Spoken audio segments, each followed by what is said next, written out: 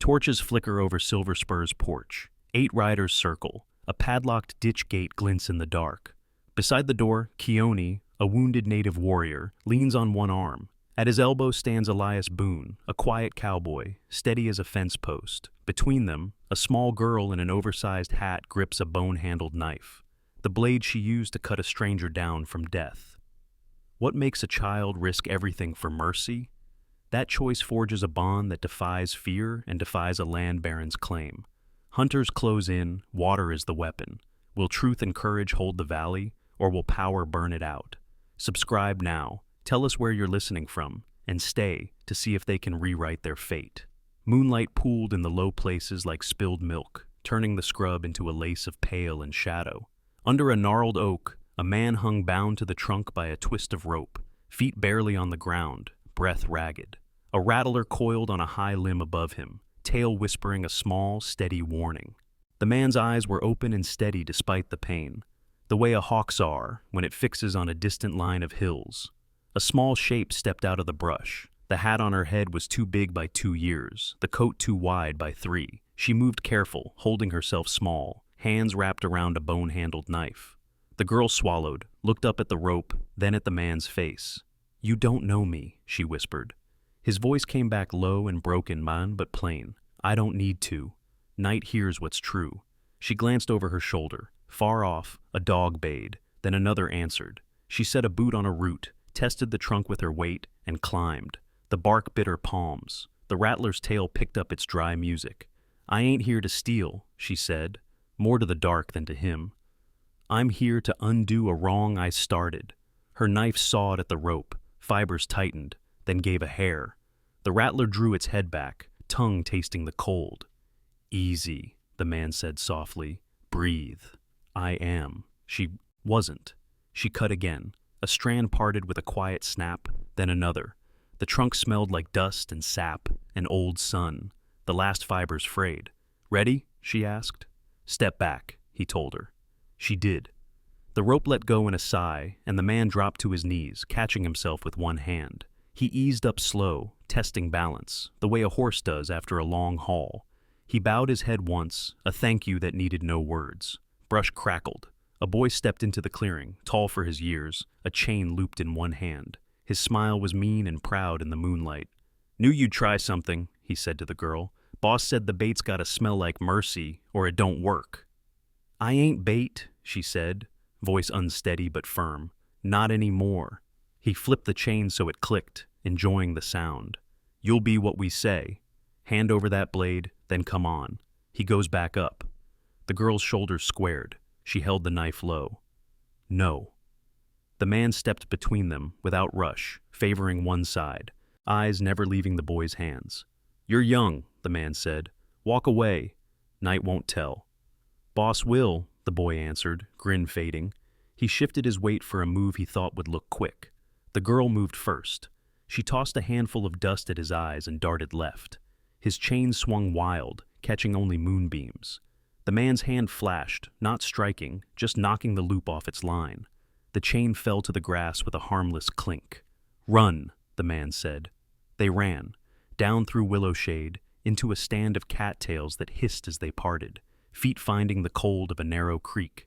The water took their sound and smoothed it, but behind them, the dogs found it again and gave voice. A horn blew once. Torches kindled like angry stars.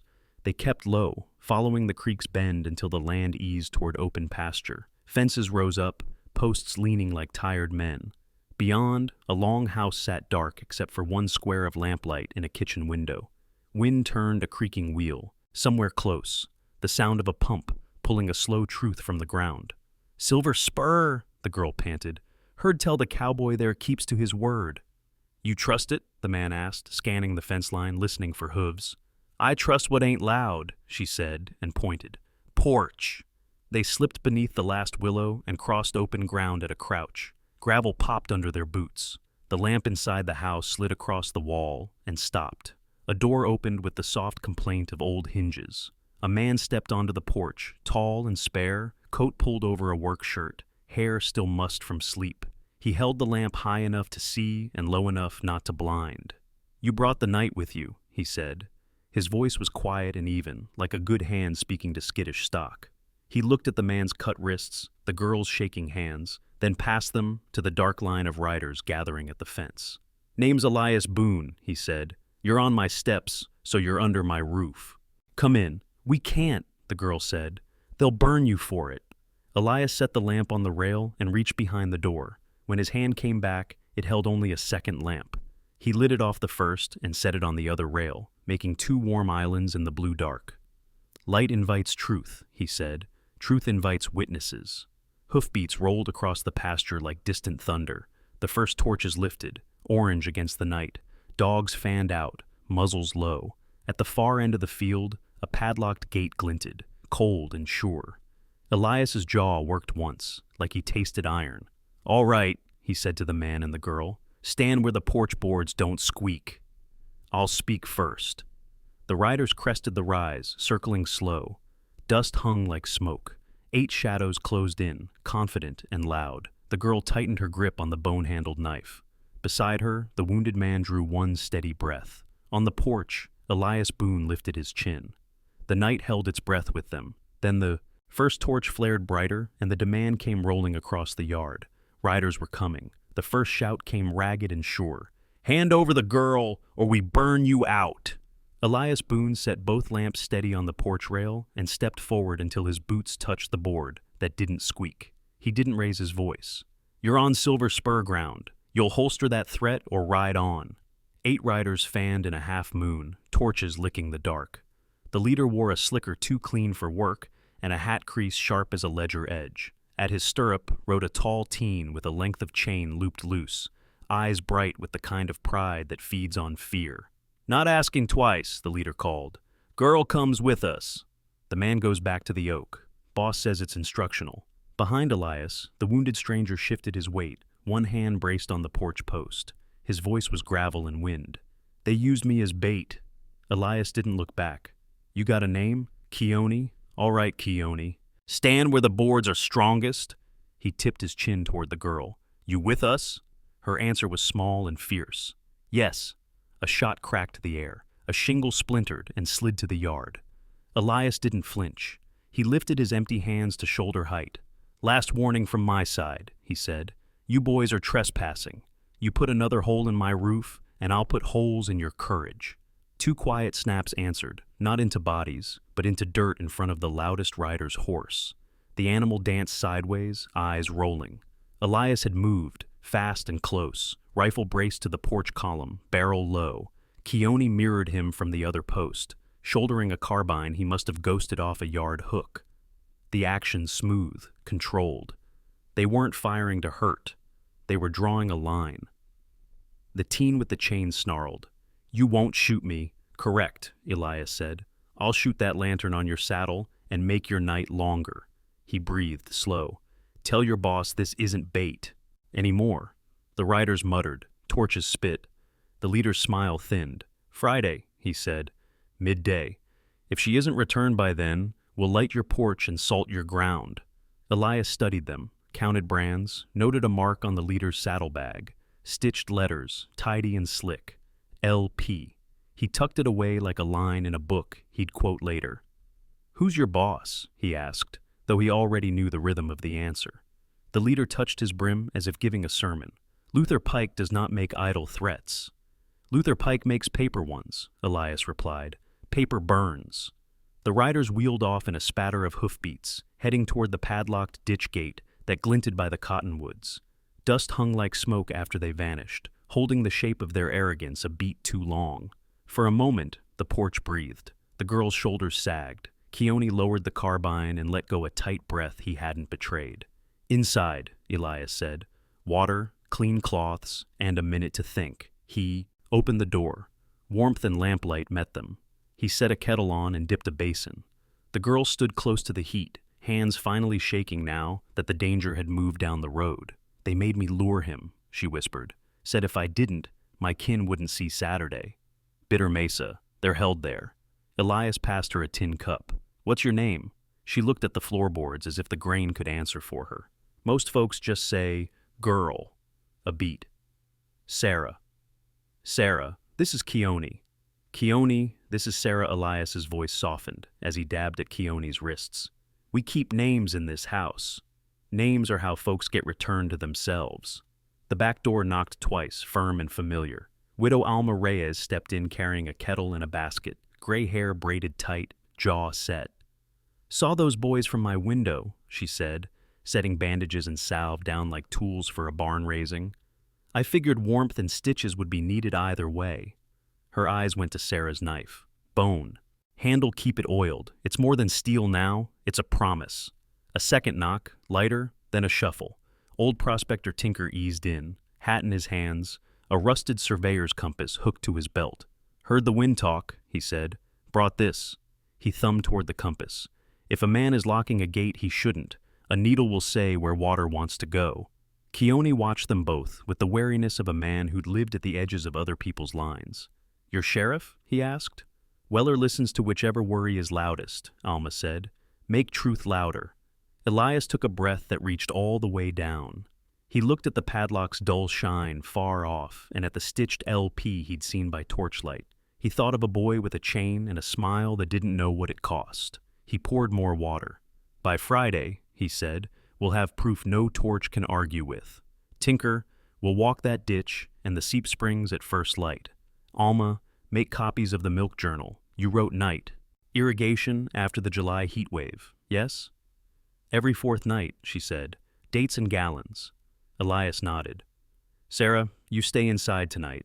Keone, you pick the corner of the porch that watches the lane. No killing if we can help it. We win clean or not at all. Outside, the windmill turned and creaked like an old friend clearing its throat. Across the pasture, the padlocked gate caught one last thread of moonlight and went dark. Elias set the basin aside, dried his hands, and checked the porch boards under his boots one more time, counting the squeaks. Friday had a deadline. Tonight had a purpose. Dawn came thin and pink over the cottonwoods, the kind of light that lets a man read ground better than faces. Elias Boone set a ledger, a folded county circular, and Alma Reyes's milk journal on the kitchen table. Steam from the coffee curled like a question mark. Keone stood by the window, bandaged wrists easy at his sides, eyes outside. Sarah sat on a stool with her hat in her lap, knife, oiled and clean, listening harder than most grown folks ever do. Tinker, Elias said, show us what your needle knows. The old prospector set his rusted surveyor's compass next to the ledger. He tapped the north point with a fingernail. Water don't lie, he said. Men do. If a man locks a gate that's meant to swing, the ground complains. You read that complaint by feel and by record. Elias opened Alma's journal to a page ruled with neat columns. July 14th, night irrigation to lower garden, 2 hours, 23 turns. July 18th, same. Each entry had a time, a weather note, and a small check mark that meant she'd measured by the windmill's strokes. Continuous beneficial use, he said, pointing to the dates. Not a museum ditch. A working one. Keone glanced over, taking the law words the way he took trail sign, quietly but not missing much. Your county care about that phrase? Elias slid over the county circular, a reprint of the statute folks in Dusty Creek argued about every spring. Prior appropriation, he said.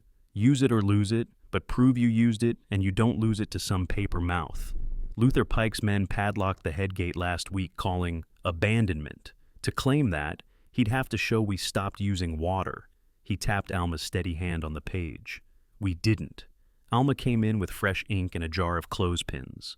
Write it clean, she said, setting the pen down, and make 3 copies. Judges forget less when the paper's tidy.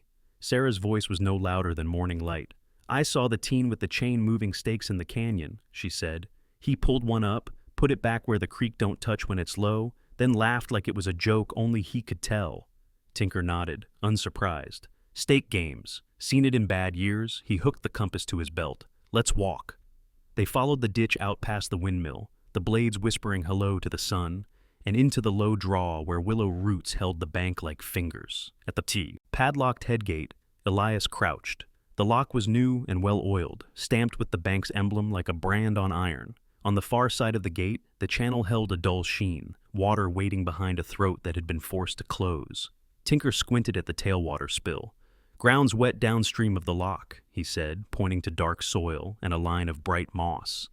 Then he pointed to a scuff in the dust near the post. Boot with a split heel. Same fella as last night, or his twin. Elias took it in like a ledger entry he meant to balance later. He set his palm to the gate. "We don't touch it," he said. "We post notice, then we walk the Seep Spring Trail. If we can show a continuous natural run feeding the ditch, the lock is a joke with a bad punchline." They hammered a board to the gate with 3 lines in Alma's careful script. Obstruction under review. Public measurement, Friday. No tampering, by order of the court. Alma pinned a second copy to the church board when they reached town, then slipped the Milk Journal entries, dated and clean, into an envelope for the circuit judge's rider. "Dates matter," she said, as much to herself as to the room. Keone and Elias kept on with Tinker toward the cottonwoods, where the ground darkened even in dry months. Tinker stopped every 30 paces, checked the needle, and sniffed like a coyote in a berry patch. "There," he said finally, kneeling by a pocket of damp underleaf litter. He pulled away debris, revealing a thumb-width trickle sliding from the earth. "Blind spring. Folks forget these when rain gets proud." Elias cupped his hand. Cold kissed his palm. He smiled without showing teeth. "Any natural run," he said softly, repeating the statute like a prayer, "counts." Sarah knelt beside him, eyes wide. "So, even when the big ditch runs slow, the little water still walks." "And the law walks with it," Elias said. "If we can map this to the head gate, Luther's abandonment story falls over on its own." They paced the zone trickles path, flagging each bend with strips of red cloth, the way Eli had counted squeaky boards. Quiet, methodical, with respect for what held weight. Keone stretched a rawhide cord from flag to flag, marking distance. Tinker sketched with a carpenter's pencil on butcher paper, spread against a stump. Back at the house, Elias spread the county circular, Alma's entries, and Tinker's map side by side like planks for a bridge. He drafted a sworn notice requesting court inspection, Friday at noon, and a survey from Seep to Headgate. Alma sanded the signatures. Sarah sealed the envelope with a careful thumb press. Keone tied the bundle with rawhide and set it on the table as if setting down a promise. Elias looked through the open door to the padlocked glint far off. "Pike's leverage is paperwork and fear," he said. "We answer with paper and daylight." Alma's gray eyes warmed. "Daylight makes even slick men pick which face to wear." Sarah touched the bone-handled knife at her belt, not like a threat, more like a reminder. "If they moved one stake in the canyon," she said, "they moved others." "Then Friday," Elias said, "we'll find where truth was shifted, and we'll set it straight." Out by the cottonwoods, a hawk lifted, riding a thin updraft as if it could see the map they'd made, and the trouble it would stir when unrolled. By late afternoon, the church meadow smelled of coffee, fried dough, and cut grass. Children raced between quilt blankets. Fiddles tried out a hymn and then forgot themselves into a reel. The belfry cast a long, thin shadow over pies cooling on a trestle table.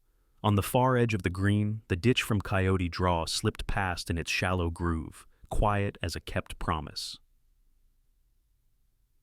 Elias Boone came in steady with Alma Reyes, Keone, Sarah, and old Tinker striding behind like a one-man survey crew. Elias carried a flat parcel, Alma's Milk Journal copies wrapped in butcher paper beside Tinker's sketch of the Seep Spring. Sarah held the bone-handled knife in its rag, sheath looped to her belt by a strip of cloth. It rode there like a small oath. Conversations thinned as the group crossed the grass. People didn't move away, they adjusted, shoulders turning, eyes trying on opinions. Sheriff Weller stood near the lemonade barrel, hat brim low, the look of a man trying to count competing truths without losing track of his own. Luther Pike arrived in a clean suit, with dustless boots and a brand-new Bible tucked casual under his arm. He shook hands as if blessing folks, said the right names in the right order, and laughed in all the places laughter was easy. His smile found Alma first. "Mrs. Reyes," he said, tender as linen, "you look well. I hope the garden does, too." "It will, once men stop playing locksmith with God's water," she answered. Pike tightened his cheek for a half-second, then turned to Weller. "Sheriff, rumors churn like butter. Let's settle them. The law is clear. Abandoned works are public hazard. My office merely ensures safety." "Safety's better than smoke," Weller said, hedging. Elias set the parcel on the church bench and untied the string. "This shows we didn't abandon a thing," he said, voice even. Night irrigation, measured by windmill strokes. The Seep Spring sketch ties the run to the head gate. If the county will measure flow in public, the padlock becomes an honest man's embarrassment. Pike's laugh was soft and teacherly. Mr. Boone, you're earnest. Ernest doesn't bend statutes. The valley knows. Water rights aren't feelings. Keone stepped forward a half step, not looming, just standing in his full height. Neither are stones moved to lies, he said. His wrists were bandaged. His tone was not. A boy shifted stakes in the canyon. Sarah saw him. Eyes slid to Sarah. She lifted her chin a notch. He laughed, she said simply. Pike turned sympathetic. Children hear shadows. I prefer daylight. Sheriff, if we must, we'll hire an independent man with a rod and a brain. But composing a spectacle for a ditch, it ain't a spectacle if the truth's small enough to fit on a rope, Alma cut in. Let folks see it with their own eyes and stop whispering. Weller rubbed the bridge of his nose. The fiddles on the far side faltered and stalled out. Dust motes glittered in the space where a decision ought to land. He looked at Elias, then at Pike, then at the faces that had eaten his wife's pies and borrowed his fence pliers. I'm not fond of crowds where tempers live, he said, but I'm less fond of rumors that eat a town from inside. He cleared his throat. We'll measure Friday. Noon. Headgate to Church Bridge. 2 ropes, one for the ditch, one for tempers. A chuckle loosened around the edges of the crowd and died quick. I'll sign a notice before I leave this grass. Miss Donner from the clerk's desk stepped forward with a pen and a board, like she'd conjured them from air. And I'll record it, she said, spectacles catching the sun. Public business belongs to paper. Pike smiled too wide. Excellent, he said. Transparency cuts both ways. While we're transparent, perhaps we also note the question of custody regarding a certain child. He didn't look at Sarah. He looked at the part of the crowd that flinches when a fight mentions children. Runaways create confusion. Keone's hands opened and closed once, like a man holding back weather. Elias spoke first. Sheriff, the only confusion is the kind grown men put on a child to make themselves big. She stays under my roof until the court says where she belongs. No parade. Alma laid the parcel in Miss Donner's arms. For the judge, she said. Dates matter. Donner nodded, already tying a neat ribbon. A circuit rider waited at the road with a dust-gray horse, reading the air like it was a timetable. Donner handed up the packet. Ride daylight into it, she told him. He tipped his hat and left a small column of truth behind him as he trotted out. Pike drifted closer to Elias, smile turning private. A word, man to man. He tilted his head toward the smokehouse, where the shade ran deep and the smell of hickory clung sweet to the boards. Weller watched them go with a line between his brows. Behind the smokehouse, the wind felt trapped. Pike stood a little nearer than Manners minded. You've earned the town's sympathy, he said gently. It won't buy shingles. Take my note, sign a temporary management agreement, protect your guests. The valley will sigh with relief. Elias studied the man's cuff, clean thread, no fray, then his eyes, which hadn't learned to admit weather. We don't sell mercy to make room for fear, he said, and I don't sign anything in shadows. Pike's smile held. Shadows are just daylight that hasn't been convinced. He straightened his lapels. Friday will be clarifying. They stepped back into the sun together. The fiddles found their hymn again. Weller inked his signature where Miss Donner pointed. Alma handed lemonade to Sarah, who drank like someone learning she could. Keone scanned the ridge, shoulders easing, the way a guard dog rests when the yard is full of neighbors. Elias felt the meadow tilt, not much, but enough to make a man plant his feet. He looked toward the cottonwoods where the padlock glinted faint through dust and heat. Friday was set, public and stamped. But Pike's smile had been the kind a man wears when he already has his next move folded in his sleeve, waiting for a different corner of town. Elias Boone signed the affidavit with a steady hand, sanded the wet ink, and folded the page twice so the court seal showed clean. Public measurement Friday, he read, more to the room than the paper. Alma Reyes tied the ribbon while Miss Donner's neat copy lay drying on a side plate. Out at the padlocked headgate, Elias hammered a cedar board to the post. Obstruction under review. Court inspection. Friday. No tampering. He set the notice at eye level and tapped the nails until the head sat flush, as final as a period. Truth's got an address now, he said. Tinker scuffed the dust with, his boot, and aimed his rusted compass toward the cottonwoods. If Pike's betting on a dry ditch, we'll make him bet wrong. Keone watched the horizon. The girl's kin are still at Bitter Mesa, he said. Pike keeps his grip with hostages. Cut that knot, and his threat thins. Sarah stood close to the fence, fingers on the bone-handled knife. There's an old sheep shed at the south rim, she whispered. They sleep there when they're on watch. The teen with the chain, he brags. He'll leave a fool's light burning. Elias considered the timetable, the risk, the way fear grows when left alone. He looked at Alma. She met his eyes and nodded once. I'll hold the porch and boil water, she said. Bring my neighbors back. They rode at dusk, Keone leading through chaparral and broken rock where hooves learn to think.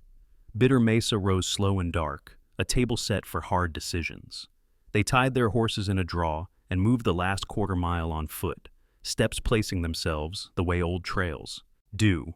From the rim, the camp lay in a shallow bowl, 2 bedrolls by a low fire, a third near the sheep shed. A lantern glowed in the shed window, just as Sarah had guessed. There was no guard at the far side. Men who think they own a valley often forget one edge of it. Keone touched Elias's arm and pointed. 2 figures slept inside, shapes too small to be full-grown. Kin, he breathed. Elias found the corral gate and tested the pin. It was held by a loop of rawhide and pride.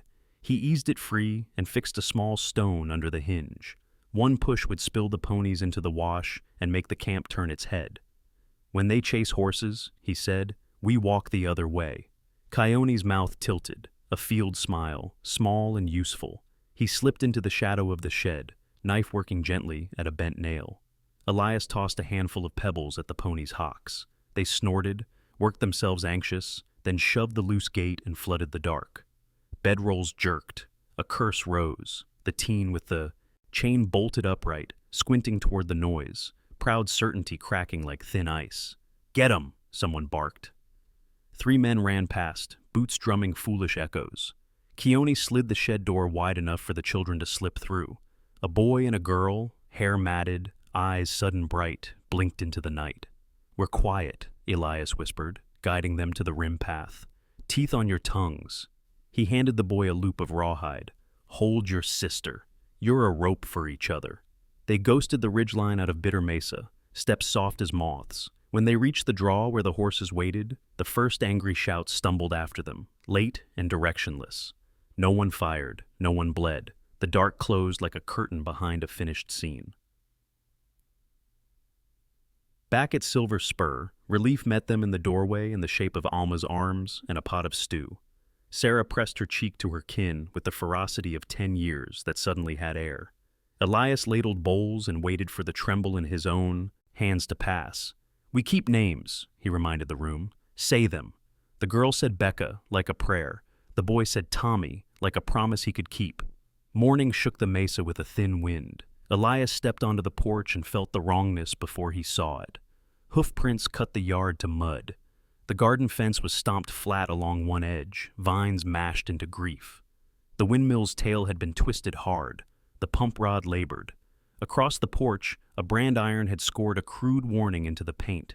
2 letters big as a dare, LP. Tacked to the post, the teen's handwriting shouted what his voice had promised. Friday you bend or you burn. Elias read it once, then took it down. He didn't ball the paper. He folded it and slid it into the same ledger pocket that held the affidavit. Evidence, he said. Keone straightened the windmill tail with a grunt, setting the vein into clean wind. Alma and the rescued children picked beans from the uncrushed side of the garden. Small work that says, life intends to continue. Sarah stood at the porch rail, jaw tight. He wants us noisy, she said, so the law looks away. We won't give him noise, Elias answered. He looked toward the cottonwoods where the ditch took its quiet course under soil. We'll give him ground that refuses to obey him. He took Tinker's compass and a hand auger and walked the low swale in a slow grid, stopping where the needle wavered and the grass kept an extra green. He bored test holes just wide enough to catch a fingertip of truth. At the 3rd set, water slicked the auger tip and kissed his wrist, cold and insistent. Tinker knelt, eyes kind and bright. Blind spring, he said. Bigger brother hiding under your feet. Elias smiled without showing teeth. Map it, he told Tinker. Mark every pulse. He raised his voice for the porch. Alma, fresh paper. Sarah, red cloth for flags. Keone, rawhide, cord. They worked the line flag by flag until a red-stitched sentence stitched itself between cottonwoods and headgate. The wind shifted. The padlock far off looked smaller somehow, like a threat that had misjudged the company it kept. Elias set the auger in the dirt, breathed in the metallic scent of cold water, and felt something like hope go to work on his ribs. Friday, he said, more promise than prediction. We show the town what the ground remembers. Morning broke thin and gray, the kind of light that makes a man honest whether he wants to be or not. Elias Boone was tightening the last flag on the Seep Spring line when dust rose on the lane. Sheriff Weller rode up slow, jaw tight, a folded paper tucked careful in his vest. Behind him rolled Luther Pike's carriage like it had never learned dust, and a half-dozen onlookers came along as if gossip had reins. Weller dismounted and removed his hat. "Elias," he said, voice low enough to respect the porch, "I've got a complaint I'm bound to serve." Alma Reyes stepped forward, hands flour-dusted from bread, chin lifted. Who complained?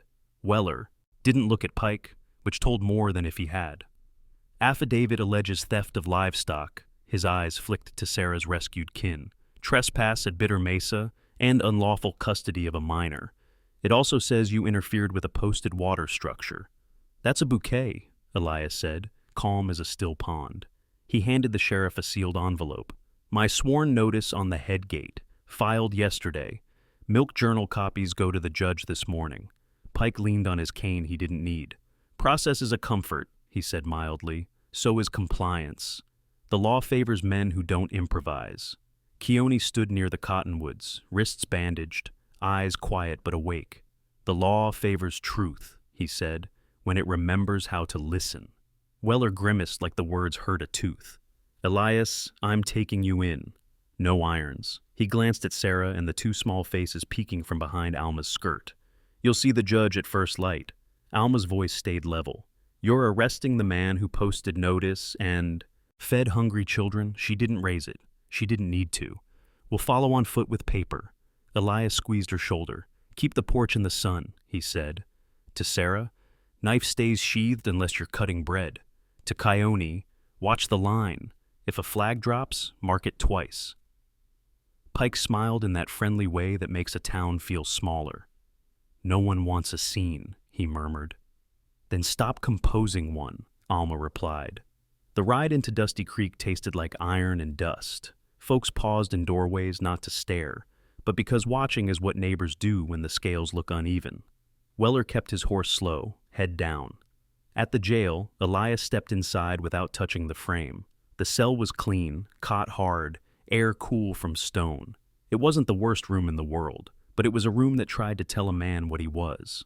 Pike passed by the bars with a courteous nod. Rest up, he said. Tomorrow needs energy. Then he left, boots unmarked. Weller locked the door soft. I'll tell Hargrave, the circuit judge. We've got a clock on this ditch row, he said. He rides in at dawn. Thank you, Elias said. Sheriff, keep your eye on Pike's boys. Their hands like wire. Weller nodded once and went to write a report, the kind a man writes on a fence rail while counting planks and sins. Night spread slow. Old Tinker shuffled in at sundown with Miss Donner's tidy script and a tin cup. Brought copies, he said to Weller, then to Elias through the bars. Sketch the seep twice more. Needle don't change its mind. Good, Elias said. Truth that holds still is a gift. Near midnight, soft steps pattered. Sarah appeared like a moth at the edge of the lamplight, hat too big, eyes fierce. I can get you out, she whispered, brandishing a bent hairpin like a sword. Elias sat on the cot and smiled, but not with his mouth. No, he said. We win clean or not at all. That way the win keeps. She pressed her palm to the bars the way a child touches a cold creek. Then I'll wait, she said, and slipped back into night, small and unbroken.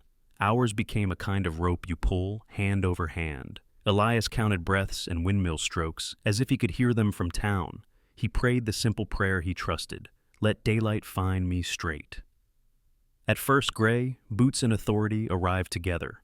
Judge Hargrave stepped into the corridor, traveling coat still on, ribboned packet in hand. Weller stood beside him, eyes clearer than yesterday. Mr. Boone, the judge said. You filed notice, posted warning, and asked for witness. Allegations can ride later. For now, the court orders a public measurement today at noon, headgate to Church Bridge. Sheriff, you'll keep the peace. Weller exhaled like a man setting down a sack of rocks. Yes, Your Honor. Hargrave turned to Elias. You'll walk out of here, Mr. Boone, and meet your neighbors at the water. Leave speeches at home. Bring your rope and your pages. Elias stood, fingers uncurling from the night. Yes, sir. Outside, morning lit. The town like a promise. Alma waited with coffee and clean copies. Keone held the rawhide cord. Sarah handed over the bone-handled knife. Not to fight, but to cut the new ribbon Miss Donner had tied on the court order. Let's go measure what lies can't, Alma said. They headed for the cottonwoods, where the padlock still glinted like a dare. Noon had a date with daylight, and Dusty Creek would be there to watch which one blinked. By noon, the cottonwoods threw cool coins of shade, and half of Dusty Creek stood in them. Women with aprons still on, store clerks blinking out ledger dust, cowhands scrubbed and solemn. The headgate glinted like something that wanted to be an altar and a dare at the same time. Sheriff Weller rode the line slow with 2 deputies. Judge Hargrave stepped down from a lathered horse, travel coat unbuttoned, Miss Donner beside him with a board and ink. A coil of church rope hung over Reverend Ames's shoulder like a quiet sermon. Luther Pike arrived last, smile pressed, neat, a hired surveyor at his elbow with a brass transit and a rod taller than a door. The teen with the chain hovered behind Pike, trying to look important and not like a boy who had slept badly. Keep your voices lower than the water, Hargrave said. We're here to see, not to shout. He tapped the court order. We measure headgate to Church Bridge. We note what is, not what anyone prefers. Elias Boone stepped forward with Keone, Alma, Sarah, and Old Tinker. He set Alma's milk journal copies on Miss Donner's board, the ink dry and dates marching in tidy columns. Prior appropriation, he said evenly, continuous beneficial use, night irrigation measured by windmill strokes. We're not waking a dead ditch, we're keeping a live one honest. Pike's smile warmed to polite condescension. Records are charming, Mr. Boone, but streams shrink, and sentiment cannot refill them. Good, Elias said softly. Then the rope will tell us if we're sentimental. He nodded to Ames. The Reverend drove a pin into damp soil at the headgate and dropped the knot in. It kissed the surface, neither proud nor starving. Miss Donner murmured, depth marked, and wrote the number without a flourish. The surveyor read off his own figure. The two differed by a whisper, enough to prove the tools were honest. Keone took a rawhide cord and paced the bank, Jonah count steady in his head, though Jonah wasn't here. He stopped at each red flag Sarah and Elias had set, and Ames dipped the knot. At the first bend, the depth held. At the second, a sliver richer, shade helping. The town began to breathe in the same rhythm as the rope. They reached the narrow, stony run at the canyon mouth, where Sarah had seen stakes moved. Tinker crouched, squinting at soil like a man reading a faded letter. He brushed aside pebbles with 2 fingers. Here, he said, and tapped a stake that stood too proud and too clean. He rocked it with his hand. The earth gave like pastry. The stake came free with a wet pop. Under it, the fill was fresh and dark. A ripple ran through the crowd. The teen enforcer snorted, stepped forward to sneer, and planted his boot where the stake had been. His heel sank, then snapped a second stake flush cut under the crust. He stumbled, face burning. Keone's hand moved, not to strike, but to steady the boy back to level without attention. Only Alma noticed and gave the smallest nod. Weller swung down, jaw set. That, he said, pointing to the damp fill, is tampering. Pike lifted his hands, palms open. Seasonal maintenance. Flood years scour, dry years require shaping. My men safeguard public safety when hobby engineers do not. Elias knelt at the cut, careful as a surgeon.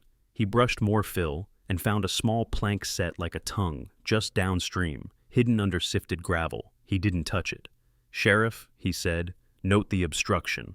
Set by a human hand and not by flood. With this in place, our ditch reads thin. With it gone, it reads true. Hargrave leaned in, eyes narrowed to boyhood mischief for a beat. Deputy, he said, lift that truth with 2 fingers. A deputy eased the plank out like a page from a family Bible. Water pressed through, not roaring, just sure and relieved.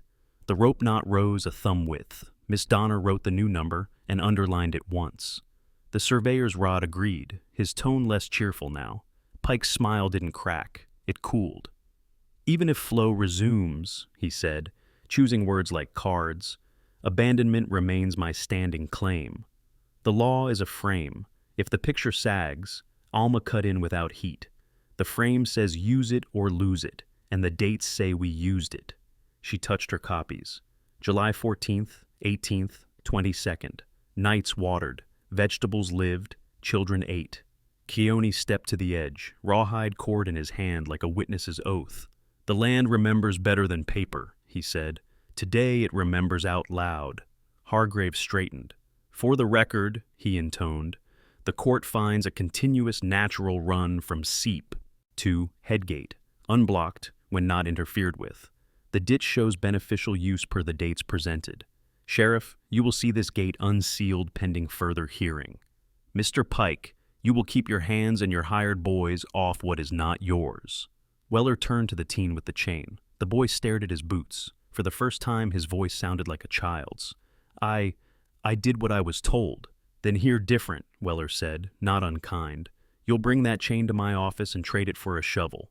We'll see if work can straighten what swagger bent. Pike gathered his coat. This isn't finished, he said to Elias, soft enough for the closest 6 people. Water is not my only lever. Elias met his eyes, calm as fence wire set right. Levers move, what's loose? We're not loose. The town didn't cheer. They breathed. A few hats tipped toward Alma. Sarah's hands finally let go of the tight fists they'd been making around air. Tinker closed his compass with a click that sounded like the end of a bad paragraph. Elias looked downstream toward the church bridge, where neighbors were already walking ahead to see the rope touch the water there. The truth had found daylight, and daylight had stared back. But Pike's carriage wheels whispered another plan, and the boy's shame wouldn't be the last thing Dusty Creek had to carry before this was done. When the last number was inked at the church bridge, a murmur ran through the crowd like wind finding leaves. Sheriff Weller lifted the padlock from the headgate and set it in his saddlebag, not like a trophy, more like a truth that needed keeping. Luther Pike's smile stayed neat, but his eyes worked fast, a man riffling the next page for advantage. Proceedings noted, he said lightly, turning as if to step into his carriage and away from the afternoon. Hold, Weller called. Pike's driver flicked a glance toward him that meant run. The carriage lurched. Keone moved in one clean arc, not violent, just certain, catching the reins near, the bit, and planting his boots. The horses checked, grateful to be asked rather than yanked. Pike stumbled, coat flaring, irritation finally showing. You lay hands on my No, Keone said, calm as a creek in shade. I lay them on leather. Leather forgives. He set the reins gently into the deputy's palms and stepped aside. The teen with the chain, stung by the morning's humiliation, saw a place for swagger. He swung the loop high, aiming to snatch courage back out of air. Sarah, who had learned what a small hand can accomplish when it chooses, stooped and flung a smooth stone. It clacked the chain just enough to turn it useless. The loop fell with a silly slap. The boy's face went hot and young. Enough, Weller said, voice finding the room it needed. Mr. Pike, you'll come with me. Interference with a watercourse, coercion, and whatever else the judge's language decides is needed. He nodded to Miss Donner. Make me a list with teeth. Pike raised both palms like a choir boy. Sheriff, accusations make for exciting afternoons. They do not make law. Neither do planks hidden under gravel, Elias said, still mild. And you brought those. Judge Hargrave, who had walked the length with the rope and the town, looked like a man deciding which nail to hit and how hard. He reached for the packet Miss Donner had tied earlier, the one that had ridden out of town and back with the circuit rider. The ribbon broke with a soft sigh. Hargrave unfolded one sheet, then another, eyes sharpening. This valley collects paper the way other places collect sins, he said. Today's comes from farther back. He read, voice steady. Patent addendum, recorded at territorial filing, reserving stewardship of Seep Spring rights to the Dawson family in the event of forced abandonment or tampering. Contingent custody returns to the household that keeps the spring alive, by garden, by stock, or by schoolyard. Heads turned toward Sarah, as if the line itself had called her name. Alma's breath Caught Dawson, she whispered. Your mother's people. Sarah blinked, sudden wet in her eyes, not from fear this time, but from being seen. My grandma said water remembers, she murmured. Pike's smile tighter now.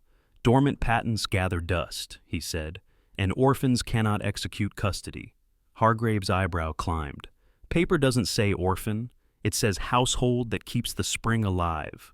He turned the page to Miss Donner, who nodded at the seal and date. That household, by testimony and today's numbers, is this porch and these fields.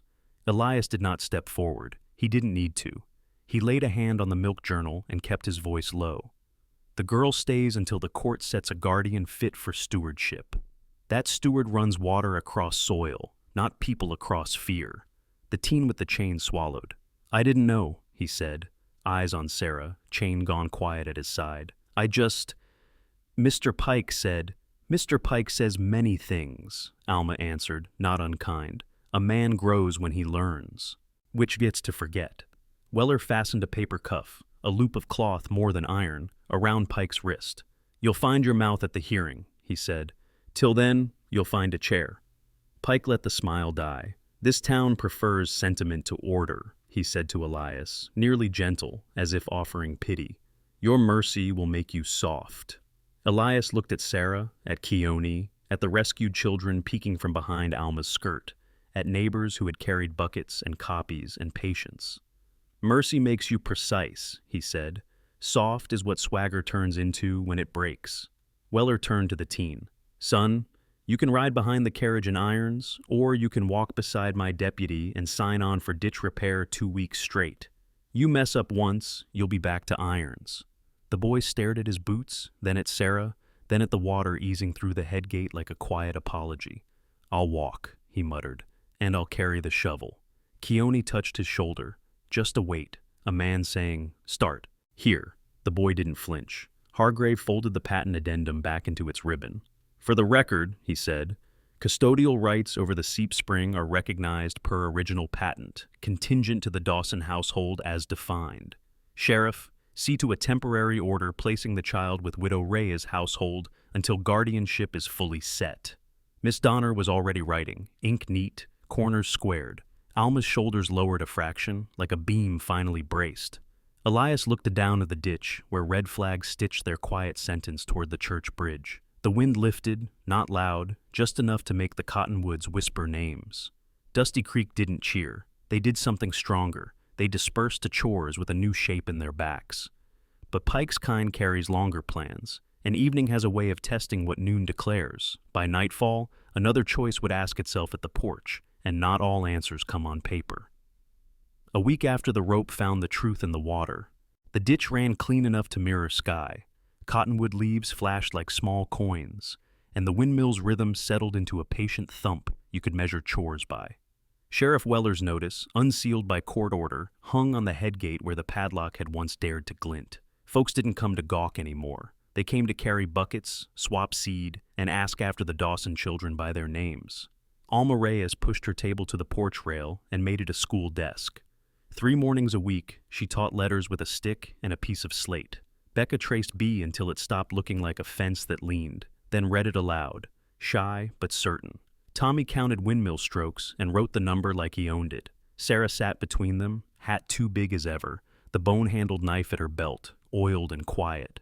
When a stranger stared at the knife too long, Alma only said, "That blade did a merciful job and earns its place." Keone cut posts and set wire, not as a debt, but as a promise. He'd given when Sarah cut him down. He worked without hurry and without apology, the way men do when they respect the land they're borrowing. If a neighbor came by with a question about a boundary or a calf stuck in a wash, he went and came back with his sleeves wet and his eyes calm. He spoke few words and wasted none. The teen with the chain, now just a boy named Owen, reported to Sheriff Weller each dawn for ditch repair. The first days he walked like the shovel insulted him. By the 5th, he carried it like it knew a job he needed. Sarah brought him bread wrapped in cloth and set it on a rock without a speech. He stared at it a long time before saying thanks like he meant it. Keone showed Owen how to tamp gravel around a post so it held against worry. Alma sent the boy home with a hymn verse copied neat. Mercy wasn't softness, it was a schedule. Luther Pike spent 2 nights in a holding room that had no windows and many echoes. Judge Hargrave allowed bail with conditions that reached into Pike's pride: a public apology nailed to the church board, payment for garden repairs, and an order to hold off on land actions until the spring hearing. The apology was tidy and spare as Pike's suits. Some folks wanted more thunder in it. Elias Boone read it once and folded it away. "Thunder don't water, Rose," he said. "A check and quiet are better." On a cold evening that tested breath, Hargrave came with a stamped order and a softer coat. Custody of the Seep Spring rights, he read, rested with the Dawson household per patent, and guardianship of Sarah, Becca, and Tommy would stay with Widow Reyes until a kin claim honorable and stable could be proved. "Courts prefer houses that already act like homes," he said, glancing at the school desk, the pot of beans, the boots lined pair by the door. "This one qualifies." Elias nodded once, gratitude deep enough not to need display. He wasn't a man given to speeches. His thanks came out as work. He painted the porch, repaired the trampled section of garden fence, then set a plank across 2 stumps beneath the cottonwoods and called it a bench. On Saturdays, neighbors brought children to see the headgate and learn what a law looks like when it's set over water instead of men. That afternoon, Owen left the shovel leaning just so and approached Sarah near the bench. He held out the broken link from his chain. "For you," he said, cheeks coloring. "I thought maybe it could be a reminder that I don't carry this anymore." Sarah considered. She threaded the link onto the leather thong that held her knife and tied it with a knot Keone had taught her. "It can remind us both," she said. No one clapped, no one needed to. At dusk, Elias sat on the porch step with Tinker's map beside Alma's milk journal. He traced the red flag line with a finger, then the neat dates that had kept the town honest. The wind came up light, turning the blades to their steady work. Keone leaned against the post. Alma set down 2 cups, children's. Laughter rose from the yard in a sound that has rights older than statute. "You kept your word," Keone said. "We kept it," Elias answered. "A word's too heavy for one back." Sarah climbed the step and rested her head against Alma's shoulder. "Grandma used to say water remembers." "It does," Alma said. "So do people."